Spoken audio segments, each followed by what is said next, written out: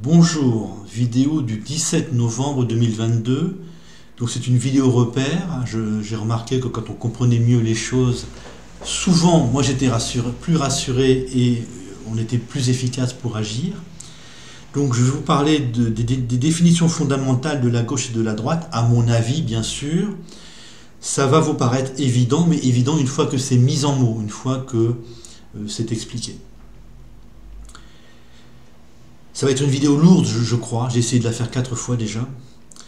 Donc il y aura 3 parties dans la vidéo. Des exemples historiques français, puis à partir de ces exemples historiques, une définition, on pourrait dire de bon sens, et après une explication de ce que sont la droite et la gauche aujourd'hui en 2022. Donc je commence par trois exemples historiques. Au début de la Révolution française, la droite et la gauche, c'était ceux qui voulaient donner plus de pouvoir au roi et ceux qui voulaient en donner moins. Et ils se sont, pour se départager, pour se compter, les uns se sont assis à droite du président de l'Assemblée nationale ou du président de l'Assemblée de la séance, et les autres se sont assis à sa gauche. Et c'est de là dont sont sortis les mots droite et gauche. Ils désignent simplement deux camps. Et ces mots sont devenus génériques, comme on dit, sont toujours là, alors qu'on ne débat plus pour savoir si le roi aura plus ou moins de pouvoir. Autour de 1890, la droite et la gauche, la droite c'était les catholiques, et la gauche c'était les laïcs. Les deux grands camps qui se disputaient, c'était catholique contre laïque. En 1950, vous aviez un parti communiste fort, et la grande dispute, c'était autour du Parti communiste, autour de la gauche, contre la droite, et les communistes, et les socialistes, c'était les ouvriers, une partie des ouvriers et des employés, et la droite, c'était les petits indépendants, plus une partie des ouvriers et des employés, mais moins nombreuse. Donc ces 3 exemples vous montrent que ça évolue avec le temps, avec les mentalités, avec les situations. Lorsque les ouvriers de l'industrie sont très peu nombreux, il n'y a pas de parti communiste. Lorsqu'il n'y a plus aujourd'hui, les catholiques sont très peu nombreux, donc il n'y a plus de conflit entre laïcs et catholiques. Nous ne sommes plus royalistes. On a toujours des royalistes, mais on n'en parle plus, on ne les voit quasiment pas, parce qu'ils sont très peu nombreux. Là, vous avez une première approche de ce que sont droite et gauche, c'est les camps puissants qui s'opposent à un moment donné. Le jour où vous avez, par exemple, si en 1890 vous aviez eu 20% de catholiques et 80% de laïcs, les laïcs auraient été tout puissants, auraient imposé leur volonté, et il n'y aurait pas eu ce moment connu en histoire de France, ce moment de grande dispute qui se termine par une loi 1905. Comme les catholiques auraient pesé très peu, on n'aurait peut-être même pas eu besoin de faire une loi pour régir les relations entre les catholiques et l'État, si je peux dire, ou entre les catholiques et les autres Français. Donc pour qu'il y ait droite et gauche, il faut qu'il y ait 2 camps qui s'opposent, et des camps extrêmement puissants qui représentent à peu près une grande partie des Français, quasiment 50% d'un côté, quasiment 50% de l'autre côté, pardon. Et ce qui fait la gauche et la droite, ce qui fait l'intensité du combat, c'est qu'ils sont à peu près de force égale. Et à l'intérieur de chaque camp, vous avez des différences. Donc autour de 1890, là encore, vous aviez des laïcs. Dans le camp laïque, vous aviez simplement des laïcs. Et vous aviez des athées qui voulaient combattre la religion. Comme les laïcs étaient plus forts, eh bien, ce sont eux qui ont imposé leur point de vue, tout simplement. Voilà, vous comprenez un petit peu, droite et gauche dépendent du moment historique. Ce moment historique dépend des mentalités et des situations. Le jour où vous avez beaucoup d'ouvriers, il est probable qu'on ait un parti d'ouvriers, hein, s'ils sont plus pauvres que la moyenne de la population. Au début de la Révolution française, on débat autour des pouvoirs du roi. On débat autour de la place du roi, c'est très important. Et quelques années après, on en arrive à ce que un peu plus de la moitié des députés souhaitent la mort du roi, votent la mort du roi. Les mentalités évoluent sans arrêt. Et ça se base donc aussi sur les situations sociales. Et aujourd'hui, qu'est-ce qui se passe? Aujourd'hui, qu'en est-il? Qu'est-ce que c'est que la droite et la gauche? Donc, vous avez la droite molle, la droite Pécresse, la droite Fillon-Sarkozy, la droite molle, qui a voté au second tour, comme le camp Mélenchon. Les grands clivages, camp Mélenchon, il s'appelle la gauche. Les grands clivages aujourd'hui, c'est autour de l'immigration.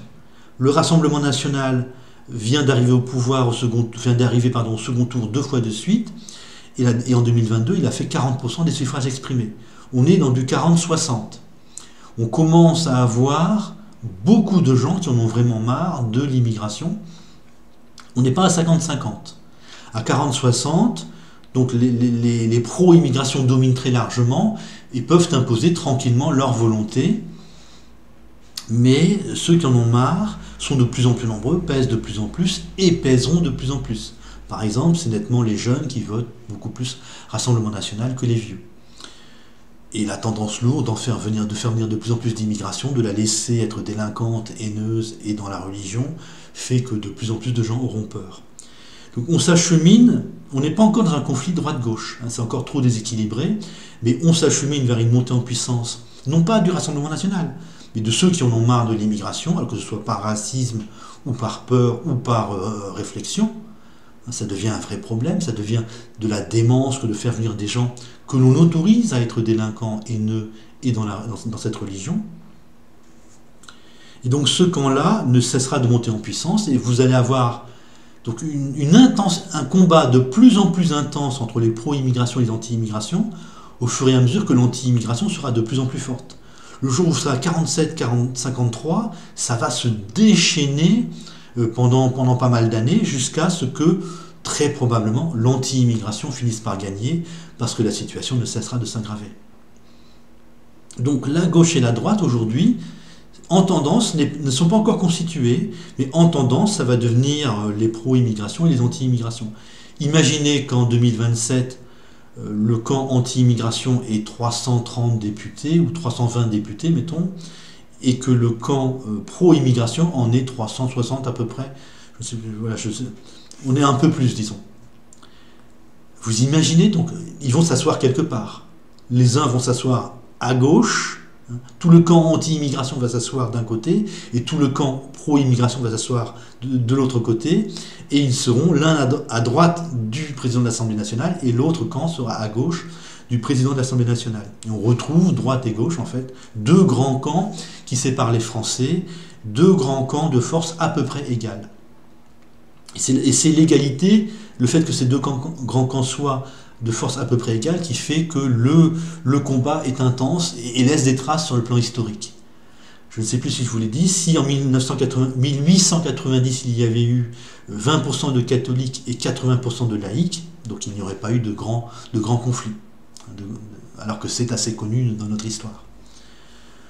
Et à l'intérieur de ces deux camps, donc je vous ai parlé des laïcs et des athées dans le camp laïque autour de 1890, les athées qui voulaient littéralement détruire ou combattre les religions. À l'intérieur de ces deux camps, vous avez des différences. Donc vous avez pour les pro-immigration, la droite molle, la droite dite molle, et le camp Mélenchon. Ils font tous les deux venir beaucoup, ils voudraient faire venir tous les deux beaucoup d'immigrés, mais la droite molle les fait venir plutôt pour le travail. La droite molle n'est pas enthousiaste à la délinquance, au racisme anti-blanc et à cette religion, alors que la gauche Mélenchon voudrait une immigration gigantesque, est favorable à la délinquance, encourage le racisme anti-blanc et la bouddhisation de cette immigration. Donc à l'intérieur de chaque camp, vous avez des grandes différences, mais c'est normal. Et dans le camp anti-immigration, vous avez la grande différence Zemmour et Le Pen. Ils se sont bien disputés lors de la campagne électorale, ce qui n'a pas empêché Zemmour d'appeler à voter pour Le Pen au second tour. Vous avez également les identitaires qui sont là, qui sont très différents de la droite de Zemmour ou je dis la droite Zemmour, du camp Zemmour et du camp Le Pen, mais qui sont tellement peu nombreux que pour le moment, ils se sont inscrits à l'intérieur de chacun de ces deux camps. Donc vous avez en fait deux camps, le camp pro-immigration, la droite molle et la gauche dure de Mélenchon ont tous les deux appelé à voter Macron, et un camp anti-immigration, très différent aussi. Les identitaires les Zemmouriens et les électeurs de Le Pen sont très différents les uns des autres. Voilà, je crois que c'est dit. Vous comprenez, c'est droite et gauche. Donc on vit sur les anciennes droite et gauche. On les appelle encore droite et gauche, on appelle droite molle, la droite molle, le camp Mélenchon gauche, alors qu'au second tour, ils ont voté pour la même personne, Macron, et au fond, ils ne sont pas séparés par des différences énormes.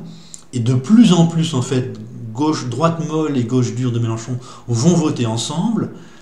Et tant que ce problème d'immigration ne sera pas résolu, les identitaires, le camp Zemmour et le camp Le Pen vont voter ensemble aussi. Et donc ça devient, en fait, c'est eux qui deviennent la gauche et la droite. Vous avez en sous-jacent donc les gilets jaunes, le refus de la pauvreté. Là aussi, ça devient un très grand clivage, mais pour le moment, les Français pauvres n'ont pas de parti politique pour les représenter. Donc au fond, en quelque sorte, ça n'existe pas.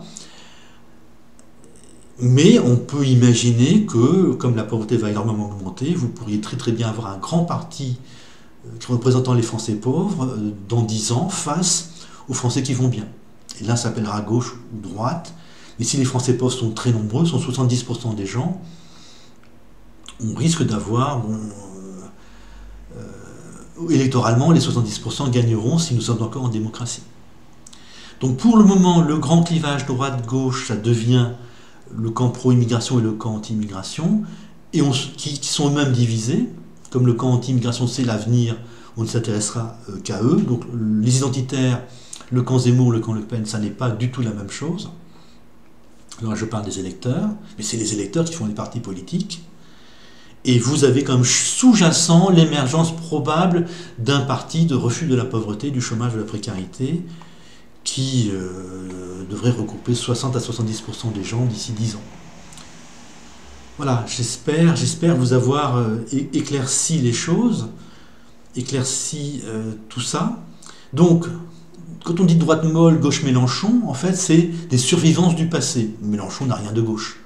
Il est faire du racisme anti-blanc, soutenir la religion, vouloir une immigration massive, c'est plutôt de droite. Le Mélenchon a été au Parti Socialiste, qui a mis des gens à la rue, qui a fait exploser le chômage, qui a baissé le niveau d'instruction, qui a cassé le niveau d'instruction. Mélenchon n'a plus rien de gauche. Pareil pour la droite molle, qu'est-ce que c'est que ce machin? Il n'y a plus rien. Et donc pareil pour l'extrême droite. Est-ce que Marine Le Pen est d'extrême droite? Quel rapport entre Marine Le Pen et Adolf Hitler? Oui, donc on a les mots qui sont encore du passé, mais la réalité, c'est pro-immigration, anti-immigration. Et en prendre conscience, ça nous fait avancer plus vite, en fait. Et ça nous permet aussi de savoir qu'est-ce qui se passe réellement et où nous en sommes. Bon, je vous salue.